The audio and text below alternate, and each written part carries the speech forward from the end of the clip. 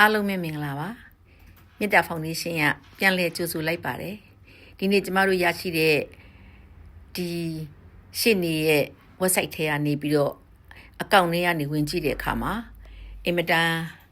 အရေးကြီးတဲ့သတင်းလေးတစ်ပုဒ်ကိုဖတ်လိုက်ရပါတယ်အဲ့ဒါကတော့ဘာလဲဆိုလို့ရှိရင်ကျမတို့ဒီ annual fee 100ပေးရတဲ့ကိစ္စအခုတော့လေ$102ပေါ့နော်အဲ့ဒီပေးတဲ့ကိစ္စနဲ့ပတ်သက်ပြီးတော့ဒါလေးကိုတချို့တွေကပေါ့တန်ပဲလို့သဘောထားပြီးတော့မပေးမိမှာအလွန်ဆိုးပါတယ်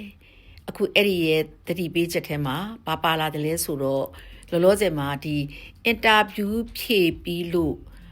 ဒီ decision တွေမထွက်လာသေးတဲ့ကိစ္စဟာဒီကိုယ့်ရဲ့ annual fee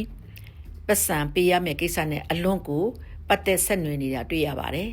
အဲ့တော့အမြန်ပေးကြပါလို့အကြံပြုချင်ပါတယ်တကယ်လို့မပေးတတ်ဘူးဆိုလို့ရှိရင်လည်းမေတ္တာဖောင်ဒေးရှင်းကိုခေါ်ပြီးတော့ဘယ်လိုပေးရမယ်ဆိုတာကိုသိချမေးပါကျမတို့ဒီ Facebook ထဲကနေပြီးတော့လည်းပဲပေးဖို့ပေးနည်းကိုအသေးချာတင်ပြထားပြီးဖြစ်ပါတယ်အဲ့ဒါကြောင့်မပေးတတ်တာဖြစ်စေမပေးရသေးသူဖြစ်စေမိမိရဲ့ case အတွက်ပေးရမယ့်ဝေပမာဏကိုအတိအကျပေးကြပါလို့ပြောကြရင်လည်းအရေးကြီးတဲ့သတင်းအချက်လက်တွေကိုမေတ္တာကဆက်လက်ပြီးတော့မျှဝေသွားပါမယ်မေတ္တာဟာဒီစတိတ်90မှာနှစ်ပေါင်း20ဝါရင်ရှေ့နေကြီးများနဲ့အတူလက်တွဲပြီးတော့ချစ်တဲ့ client များအတွက်ဆက်လက်